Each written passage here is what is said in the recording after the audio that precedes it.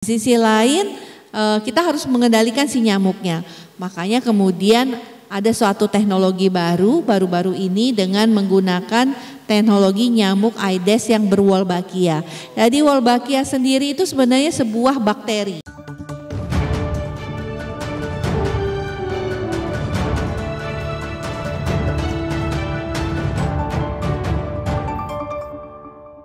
Salam Indonesia, jumpa kembali bersama saya Moh Gunawan Abdillah di studio EZTV. Kali ini kita akan membahas mengenai masalah kesehatan, apalagi di bulan ini PJ Gubernur DKI Jakarta Heru Budi memang sangat viral dengan membuat pernyataan anak-anak di Jakarta kalau keluar rumah harus menggunakan lengan panjang. Ada apa? Nah, kita langsung bicara kepada orang yang kompeten, yaitu Ibu Nadia dari Kementerian Kesehatan. Selamat siang, Bu. Selamat siang, Mas Gun. Salam sehat buat kita semua. Salam sehat untuk Indonesia. Jadi kalau saya lihat data dari Kemenkes itu per 1 Maret nih ternyata penyakit yang disebut PJ Gubernur tidak hanya di Jakarta, tapi dari Sabang sampai Merauke ada 216 kalau nggak salah nih, 213. Dengan total kematian 124 nih. Ini saya dapat dari situs Kemenkes, jadi ada 16.000 kasus nih informasinya nih. Jadi kita mau bicara tips-tipsnya, Bu, biar masyarakat juga tahu dan waspada terhadap DBD ini. Silahkan Bu Nadia. Iya, jadi Mas Gun memang kalau kita lihat ya dengan sistem sebenarnya deteksi dini kita yang kita tahu kita sebut sebagai surveillance, itu kita mendapat sinyal-sinyal peningkatan kasus di berbagai daerah untuk demam berdarah. Sehingga tentunya dengan adanya sinyal-sinyal kasus ini kita sudah mencoba untuk melakukan antisipasi. Karena kita tahu kan penyakit demam berdarah ini kan suatu penyakit yang ada vektornya atau ada binatang pembawa penyakitnya. Dalam hal ini adalah nyamuk Aedes ya.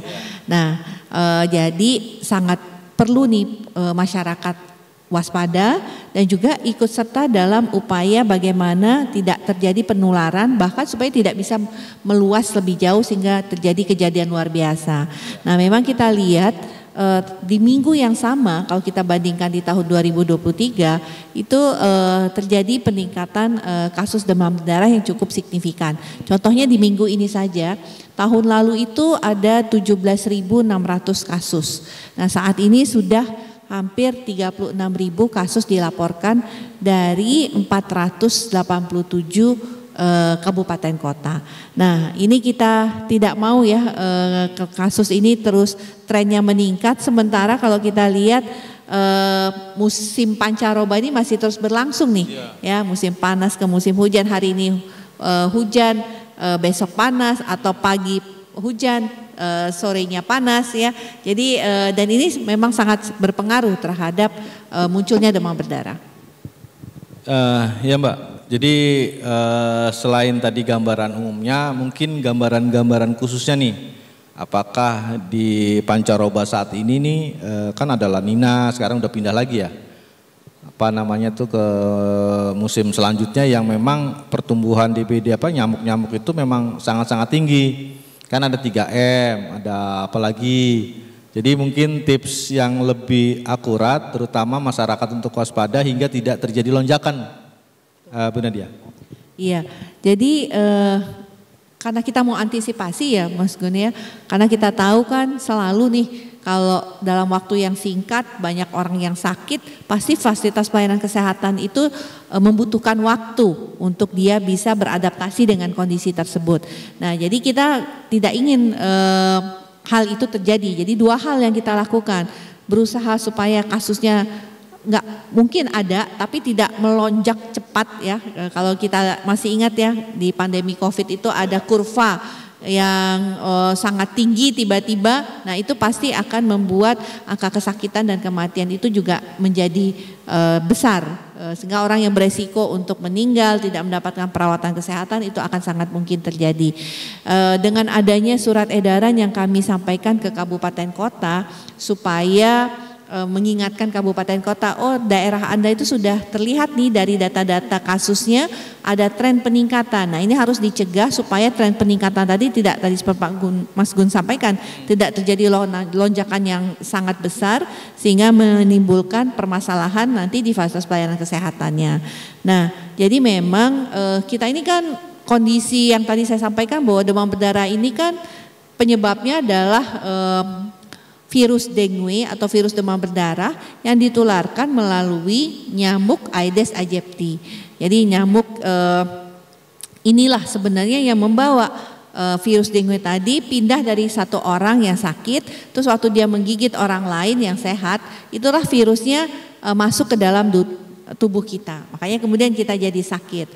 Nah, kalau musim pancaroba seperti ini, potensi untuk munculnya tempat-tempat perindukan nyamuk atau sarang nyamuk lah yang masyarakat tahu ya kan, itu sangat besar. Kenapa? Karena tadi ada tempat yang tadinya kering kan, karena musim kering, tiba-tiba besok hujan kan dia pasti akan ada genangan di sana, dan itulah tempat si nyamuk Aedes tadi untuk menaruh telur-telurnya dan kemudian bisa berkembang menjadi nyamuk dewasa. Karena sekali satu nyamuk itu kan bisa 100.000 sampai 200.000 telur yang dia hasilkan dalam satu siklus. Nah jadi dengan musim pancaroba tadi membuat tempat-tempat atau genangan-genangan air yang tidak permanen ya. Yang kedua adalah perubahan iklim yang El Nino ini, di mana El Nino ini menyebabkan si nyamuk sendiri proses daripada siklus dia dari telur menjadi dewasa itu menjadi lebih cepat. Yang tadinya 10 sampai 14 hari sekarang menjadi 7 sampai 10 hari. Jadi kondisi-kondisi inilah yang berperan dalam mengapa kemudian demam berdarah pasti akan terjadi peningkatan pada saat seperti ini. Selain itu kan ada yang namanya sekarang saya baca nih ada 3M+, PSN 3M+. Itu maksudnya apa sih Bu Nadia?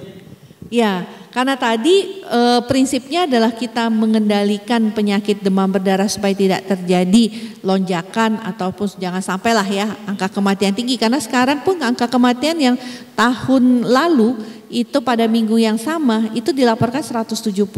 Sekarang sudah mencapai angka 350 kasus. Jadi ada peningkatannya cukup signifikan, 2 kali lipat lebih besar. Nah, kalau kelihatan kondisi ini satu-satunya cara untuk kita bisa mengendalikan nyamuknya kan tentunya harus mengendalikan si nyamuk ini jangan bertambah banyak ya kan. Nah itulah dengan pemberantasan sarang nyamuk. Kita sudah sangat kenal pemberantasan sarang nyamuk ini kita lakukan. Selain itu kita tadi melakukan kegiatan 3M Mas Gun. 3M ini sendiri adalah sebenarnya menutup ya, artinya kita tahu kalau ada tempat-tempat terbuka tadi saya sampaikan terus ada genangan air itu pasti akan berpotensi menjadi sarang nyamuk ya kan. Nah jadi kita harus menutup atau misalnya kalau kita lihat kasus demam berdarah kan cukup tinggi juga di Sika ya, karena di Sika itu kan sebenarnya ya secara umum di NTT lah, iya itu agak kesulitan kan untuk mendapatkan air sehingga masyarakat cenderung menampung air hujan, air dari apa saja ya untuk kemudian dikumpulkan kemudian disimpan terlebih dahulu di penampungan. Nah ini kadang-kadang kalau terbuka bak penampungannya akan menjadi tempat daripada nyamuk bertelur tadi. Itu makanya kita menutup. Kemudian menguras, ini penting juga menguras tadi kalau misalnya bak-bak air atau kolam-kolam kita yang sudah lama kita tidak ada ikannya ya. Jadi itu kan harus dikuras supaya jangan sampai ada telur nyamuk di situ. Nah terakhir mendaur ulang ya kan. Misalnya kadang-kadang kita sayang ya apalagi bapak-bapak.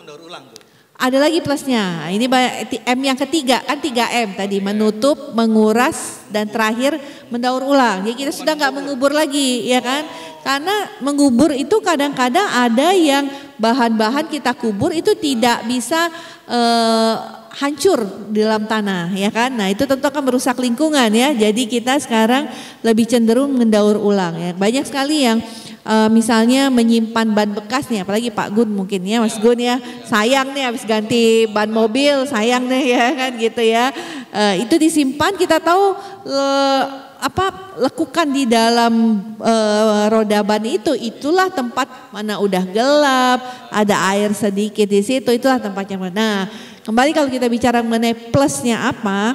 Plusnya itu adalah misalnya kita menanam tanaman pengusir nyamuk seperti lavender atau bunga kuning seperti itu kan banyaknya, atau bunga serai ya, serai kan bisa bermanfaat juga untuk masak tapi juga bisa digunakan untuk mengusir nyamuk. Atau tadi kolam-kolam besar kita masukkan ikan pemakan jentik, ikan cupang, itu paling gampang ya Mas Gun ya. Jadi hal-hal yang di luar 3M tapi kemudian kita bisa menambahkan upaya-upaya yang secara alami juga bisa kita lakukan dan dilakukan oleh masyarakat. Oke Bu, jadi kalau kita bicara demografi selain Sika, ini juga saya baru dengar dari Ibu, tapi memang kalau ngelihat dari keadaan demografi sana ya secara kering, susah air ya, dan nampung. Nah Jakarta sendiri kenapa dia tertinggi juga nih Bu? Kemarin disebut 500, saya belum dapat data mengenai berapa sih jumlah kematian yang di Jakarta. Karena kan ada juga orang-orang atau sekarang ini kan banyak simpatisan partai lah, tiba-tiba nyumbang alat buat fogging. Jadi ini nggak kenal waktu juga Bu, tiba-tiba mau siang, pagi, sore, pokoknya fogging aja. Jadi karena mungkin saking ingin dikenal masyarakat ya dia waktu-waktu foggingnya juga ya nggak ada aturannya, pokoknya ada nih yang kena DBD langsung ada nih gitu, nggak ada juga tiba-tiba juga fogging gitu ya, iya. Silakan Bu Nadia. Iya, jadi memang banyak masyarakat ya yang mengenal bahwa kalau ada demam berdarah untuk mencegahnya fogging aja gitu ya kan. Nah padahal fogging itu hanya mematikan nyamuk dewasa. Jadi telur nyamuk atau nyamuk yang dalam bentuk pupa ya, nyamuk yang belum dewasa itu tidak mati dengan fogging. Jadi artinya kalau kita mau mencegah demam berdarah dengan fogging itu tidak akan menyelesaikan masalah karena yang mati itu hanya nyamuk dewasa. Nah sementara ada masalah baru tuh Mas Gun, karena kita kemudian menggunakan fogging itu kan isinya insektisida. Nah jadi kalau terus padahal kita kan udah mulai gaya hidup kita berubah nih, gimana makan sayur organik yang tidak insektisida gitu ya kan, gimana beras yang organik seperti itu ya. Nah malah kok kita menggunakan fogging secara rutin. Jadi itu adalah suatu intervensi yang tidak benar kalau untuk mengendalikan demam berdarah. Jadi fogging itu memang kita gunakan, tetapi pada saat apa? Misalnya Mas Gun sakit nih, nah nanti puskesmas, tapi jangan sampai ya Mas Gun ya sakit demam berdarah ya. Nah, misalnya nih sakit, puskesmas akan datang melakukan pemeriksaan kontak. Jadi kita tahu kan si nyamuk ini bisa terbang maksimum 2-4 km ke kiri dan ke kanan Pak, ke depan ke belakang ya. Nah dia kalau puluhan kilometer tuh kalau numpang di mobil kita Pak Gun. Tapi kalau terbang sendiri dia nggak terlalu jauh. Jadi artinya kalau misalnya tadi ada satu rumah yang sakit, maka dia rumah kiri kanan depan belakang itu berpotensi karena si nyamuk tadi bisa terbang ke sana kemari tadi. Nah makanya dengan petugas puskesmas melakukan penyelidikan kontak untuk melihat nanti dari sumber yang orang sakit tadi, terus dicari nih di rumahnya ada nggak jentik nyamuk, ada nggak nyamuk dewasa ya. Kalau kemudian ada, itulah kita lakukan fogging. Kenapa? Supaya nyamuk dewasa yang tadi menggigit orang yang sakit tadi dia akan mati dengan pemberian fogging tadi. Nah supaya dia tadi karena kemampuan terbang dia yang cukup jauh dan dia bisa tadi menetaskan telur yang mengandung virus dengue tadi. Jadi memang fogging digunakan pada kasus-kasus di mana kalau kita lihat ada orang yang sakit DBD dan kemudian di sekitarnya ditemukan nyamuk dewasa atau banyak jentik-jentik nyamuk. Nah jentik-jentik nyamuknya sendiri supaya mati itu kita berikan yang kita sebut sebagai abate. Ya jadi kombinasi lah untuk bagaimana kita bisa mengendalikan virus dengue yang ada di dalam nyamuk Aedes ini. Jadi sebenarnya kalau virusnya aja kita lebih mudah ya Mas Gun ya, karena kita langsung target, wah target kita nih virus gitu ya kan. Kalau ini enggak, virus itu terbawa nyamuk. Nah jadi nyamuknya juga harus dikendalikan seperti itu. Nah kan pemerintah juga di Jakarta sama di beberapa kota di Indonesia, Bali ada nyamuk apa? Wolbachia ya? Wolbachia. Nah itu fungsi apakah itu juga untuk DBD atau untuk apa Bu? Iya, jadi kalau kita cerita dulu nih ya Mas Gun ya, penyakit demam berdarah itu masuk ke Indonesia itu tahun 1968. Nah sampai sekarang ini masih kurang lebih 800 sampai 1000 kematian per tahun. Dengan kasus tadi kami sampaikan antara 90.000 sampai dengan 130.000 kasus demam berdarah. Dan kita selalu tahu sebenarnya kalau anak kita demam berdarah, orang tuanya pasti was-was kan ya Mas Gun ya, pasti cemas. Wah kadang-kadang masuk ke dalam fase masuk ICU, bahkan kemudian shock dan sebagainya. Karena resiko kematian daripada demam berdarah itu adalah karena shock yang kemudian berakhir kepada kematian. Nah dari tahun 1968 itu sudah berbagai macam upaya kita lakukan. Mulai tadi dengan insektisida, kemudian dengan abate, dengan fogging, dengan 3M, dengan gerakan satu rumah satu jumantik gitu. Kita bisa berhasil menurunkan tadi angkanya sekitar kematian 1000 sampai 1200, tapi kan kematian 1000 sampai 1200 per tahun itu ya luar biasa ya, artinya masih menjadi PR besar untuk bagaimana nggak boleh dong harusnya satu pun nyawa meninggal karena sakit ya kan. Jadi itu memang kita harus lakukan. Nah, kita coba cari ya selain tentunya upaya-upaya lain ya, karena sampai sekarang Mas Gun demam berdarah itu tidak ada obatnya. Ya, jadi kalaupun kita terkena demam berdarah, kita hanya memperbaiki saja sistem sirkulasi daripada darah kita, karena itu tadi bisa menyebabkan shock tadi, tapi obatnya nggak ada ya. Jadi ini yang jadi tantangan. Di sisi lain kita harus mengendalikan si nyamuknya. Makanya kemudian ada suatu teknologi baru-baru ini dengan menggunakan teknologi nyamuk Aedes yang berwolbachia. Jadi Wolbachia sendiri itu sebenarnya sebuah bakteri baik yang ada di dalam misalnya buah, sayur. Jadi dia sebenarnya bakteri yang membuat pembusukan buah-buah itu menjadi busuk. Ya, jadi artinya kalau kita lihat selain di buah, dia juga ada di serangga lainnya. Di lalat, di kupu-kupu, dan kemudian juga bahkan di nyamuk sendiri yang Culex, yang Aedes, Albopictus itu juga sudah ada. Jadi dia bakteri yang ada di dalam itu serangga maupun juga nyamuk, tetapi dia adalah bakteri baik seperti itu. Jadi tidak menyerang hostnya itu, inangnya itu sehingga menjadi sakit. Tapi dia butuh inangnya untuk hidup si bakteri tadi. Nah, kelebihannya kalau nyamuk Aedes kemudian di dalam tubuhnya itu ada bakteri Wolbachia, maka kalau nyamuk itu menghisap darah kita, masukkan virus dengue itu ke tubuh si nyamuk Aedes tadi. Nah, tubuh nyamuk Aedes tadi yang sudah ada Wolbachia, begitu dia menggigit orang lain, misalnya menggigit saya tidak akan tertular dengan virus dengue tadi. Kenapa? Karena virus dengue tadi pada waktu nyamuk penggigit itu akan dihalangi oleh bakteri Wolbachia untuk masuk ke tubuh kita. Jadi kita nggak akan sakit jelas ya kalau kemudian virus dengue-nya nggak ada.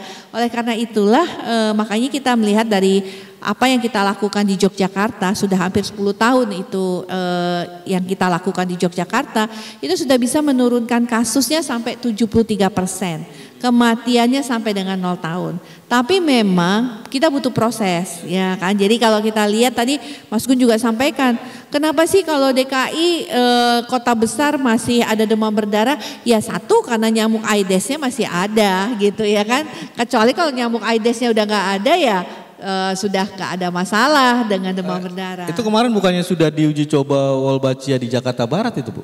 Ya, jadi kita mulai nih mengganti. Jadi gimana caranya? Jadi strategi daripada teknologi Aedes berwolbachia itu adalah mengganti populasi nyamuk Aedes yang sekarang ada, yang sebagian besar itu nggak ada wolbachianya, menjadi nyamuk Aedes yang berwolbachia. Supaya nyamuk Aedes yang berwolbachia tadi itu bisa kemudian mencegah supaya virus dengue tadi nggak masuk ke tubuh kita pada saat si nyamuk menggigit.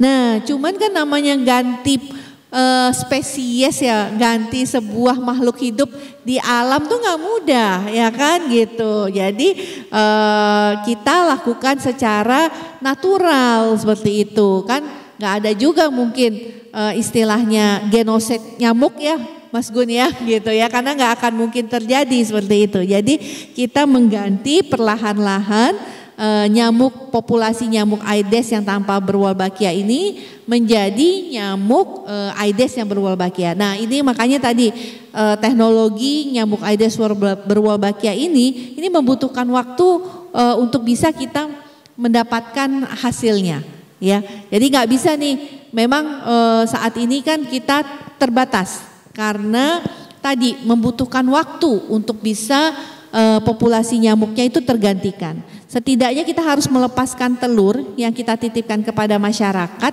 itu 11 kali sampai dengan 12 kali. Sampai benar-benar populasi nyamuk di situ sudah sebagian besar adalah nyamuk Aedes yang berwolbachia, begitu. Jadi memang kita nggak bisa langsung semua, Jakarta Barat pun juga mungkin hanya satu kecamatan dulu, nanti melebar ke beberapa kecamatan dan sebagainya.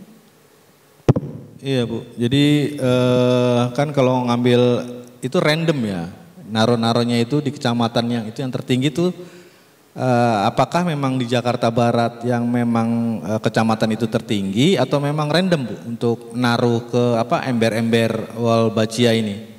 Iya, jadi intervensinya nanti satu kota Jakarta Barat. Tapi kita mulai dulu dengan kecamatan-kecamatan, ya kan. Jadi kecamatannya satu persatu, kemudian kita perluas begitu. Jadi metode seperti itu.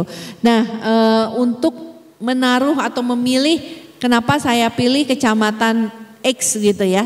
Contohnya misalnya di Bandung. Di Bandung itu kita mulai dengan kecamatan Ujung Berung. Kenapa kecamatan itu dipilih? Karena kasusnya juga cukup tinggi di sana. Nah, jadi tentunya kita ingin mengintervensi yang paling bermasalah dulu ya, Mas Gunawan ya. Jadi kita mencari yang tadi saya sampaikan yang paling bermasalah, tapi itu nanti akan meluas sampai seluruh kota atau kabupaten tersebut sudah memiliki populasi nyamuk Aedes yang berwolbachia. Ya, kalau ngelihat dari data Bandung kan dia 2024 di pekan ke-10 aja udah 250 kematian dan 27.852 kasus. Ya, betul. Nah, itu memang sangat tinggi di Bandung. Nah, masyarakat sendiri kan banyak kemarin terjadi pro kontra tentang nyamuk Wolbachia ini, apalagi adalah sosok yang mengkritik juga dari mantan Menkes juga. Tapi kan masyarakat harus diberi penjelasan yang memang lengkap. Nyamuk Wolbachia itu adalah bakteri baik ya Bu ya? Bakteri baik, betul. Nah, bakteri baik yang ada sebenarnya di serangga-serangga, kupu-kupu, lalat, kemudian ada di nyamuk juga sebenarnya sudah lama. Nah, mungkin kan hal-hal yang sudah dicontohkan seperti Yogyakarta itu kan adalah kota atau daerah yang berhasil dengan penurunan sampai 70% yang Ibu bilang itu kan? Betul. Nah, masyarakat kan jadi penasaran juga nih, gimana sih kita bisa dititipin ember-ember telur atau sel telurnya nyamuk Wolbachia ini agar juga daerah dia nggak usah pakai semprot-semprot lah, karena memang dengan nyamuk bakteri baik ini kan akhirnya ya terhindar dengan DBD. Karena melihat kasus di Yogyakarta yang berhasil, ada penekanan 70%, Bandung juga mungkin berhasil, Jakarta Barat juga mungkin berhasil.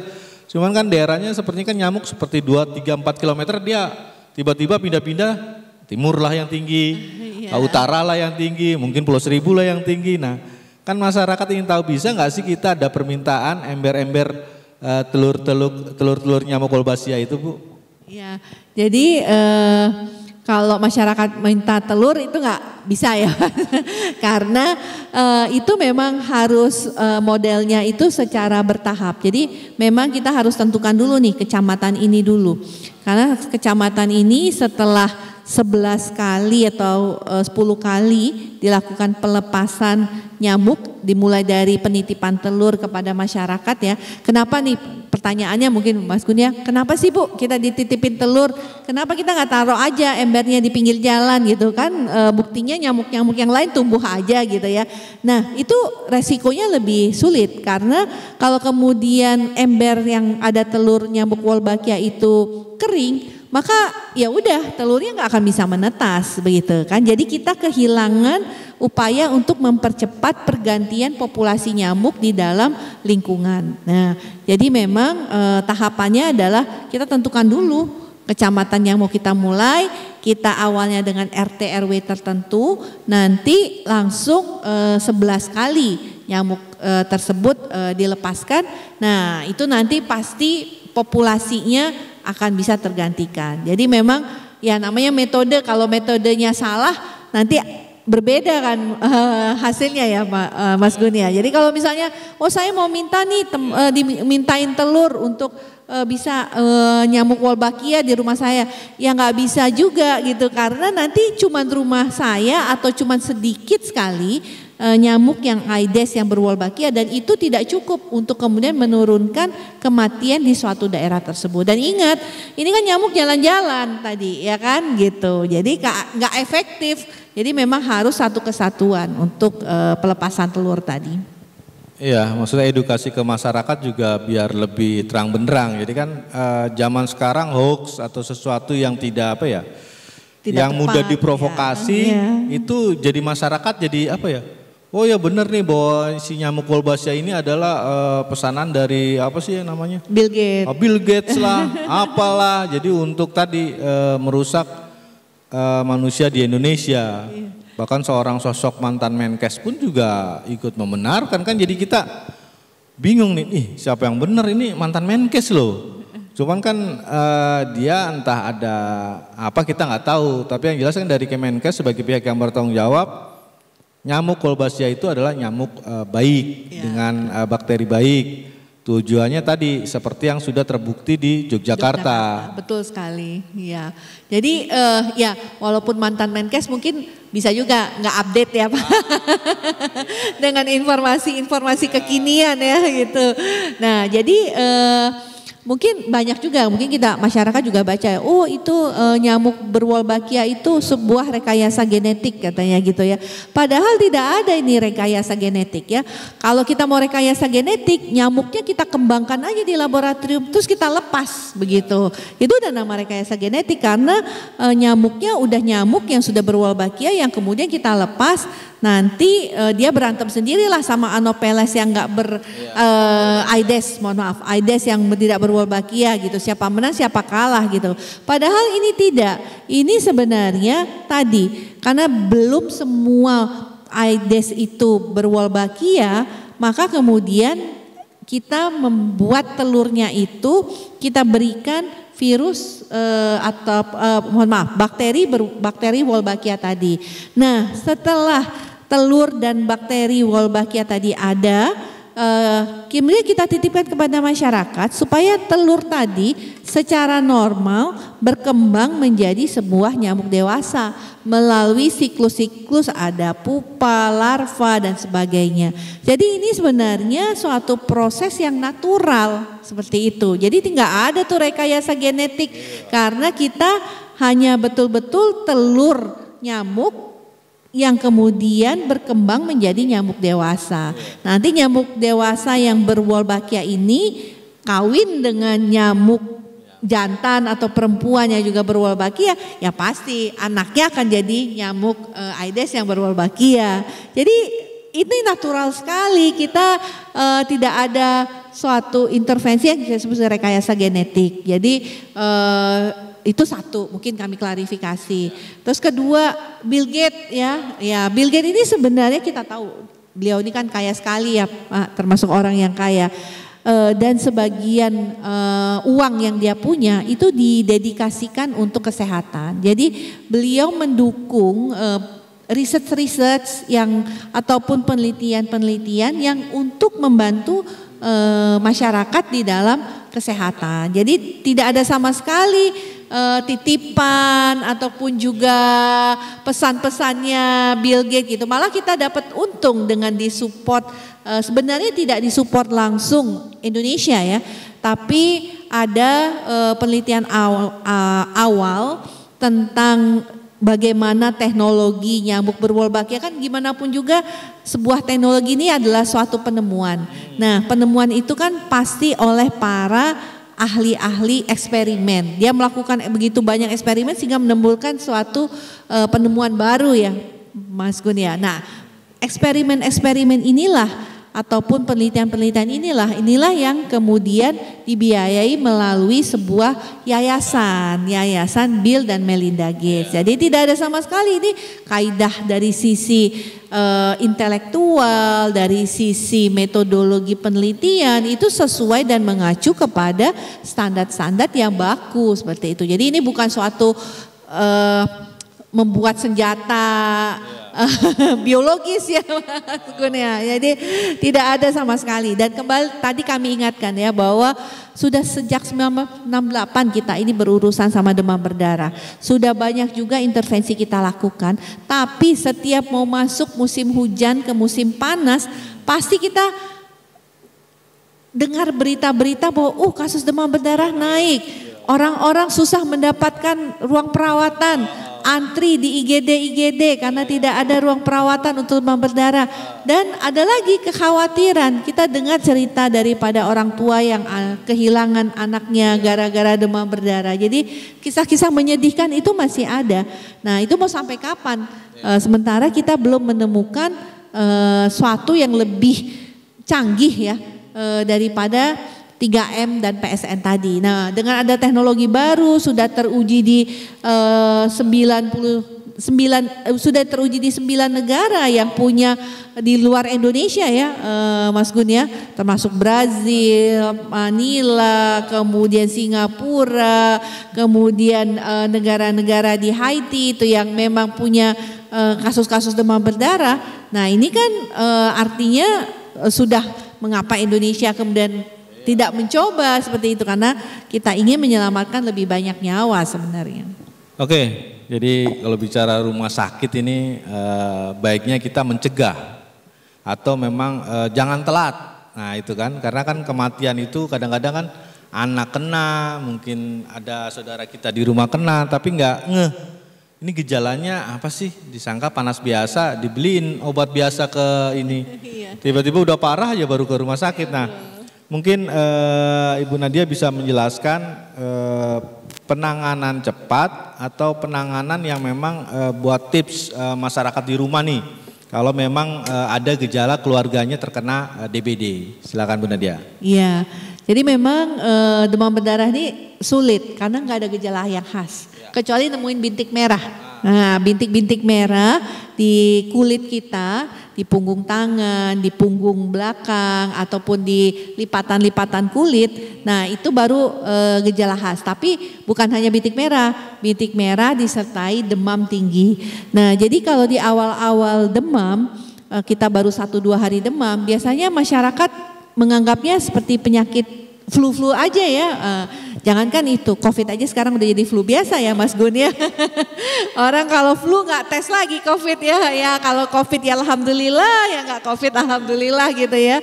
Jadi kalau kita lihat dengan gejala yang tidak khas tadi, itu yang kemudian menyebabkan kadang-kadang kita terlambat. Oleh karena itu pertama, mengapa kita ingatkan masyarakat, memang sekarang belum ada daerah yang terjadi kejadian luar biasa, tapi ada tren peningkatan.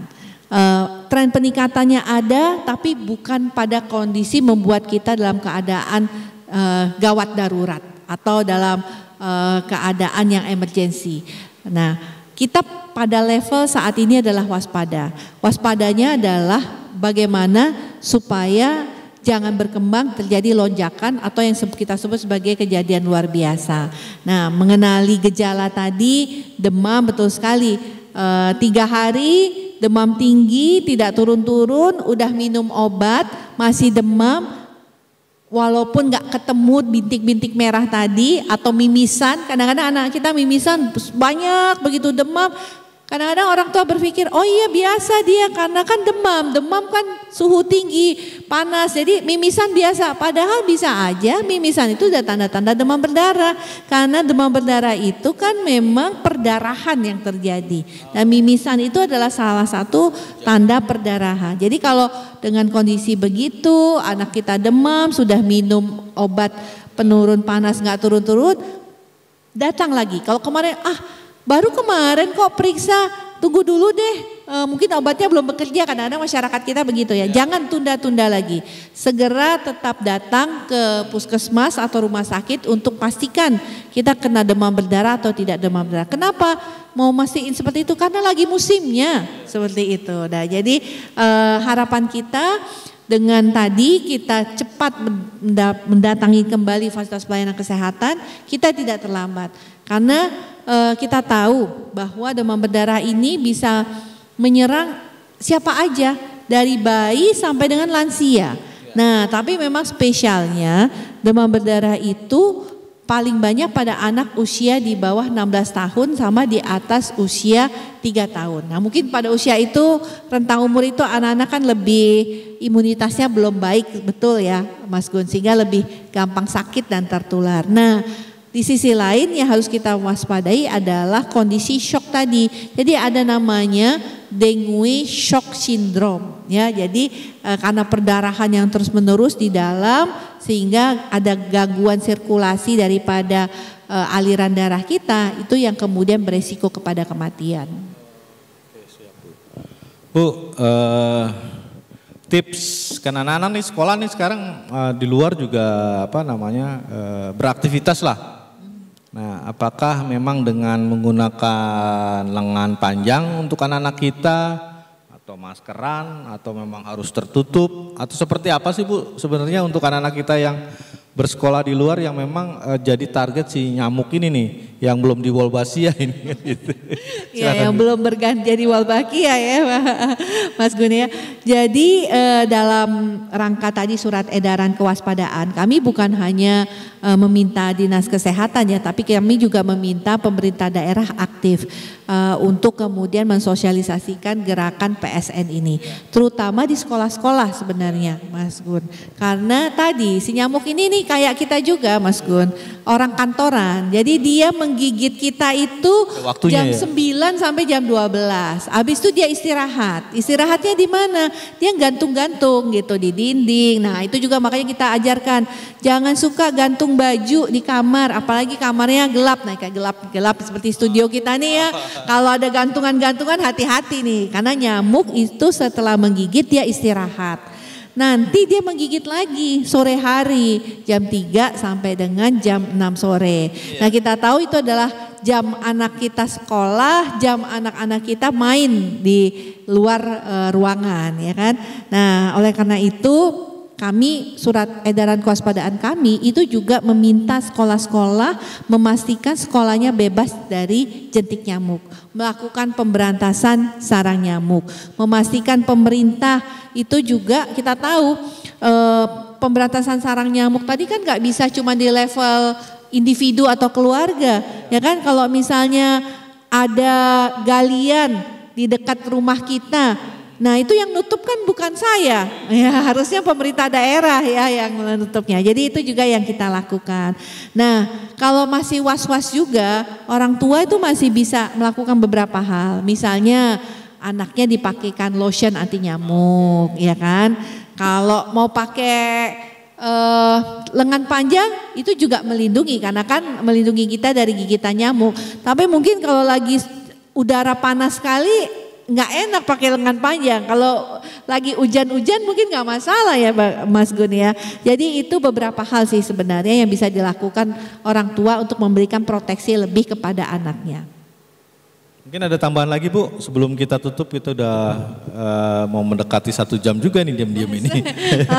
Lumayan ya kita ngobrolin demam berdarah ini, memang demam berdarah ini gak habis-habis Mas Gun ya. Ya karena memang harus yaitu Kemenkes, pemerintah pusat, pemerintah daerah memang kalau ngeliat begini harus gercep gitu. Iya betul. Terus masyarakat juga jangan ditakut-takuti. Iya betul. Nah ini kan hoaxnya tuh ya bukan main-main, orang terkenal semua. Kalau nggak ada perlawanan dari kita dengan hal-hal yang baik ya siapa lagi? Iya betul. Memang hoax kesehatan ini memang masih menjadi masalah terus ya.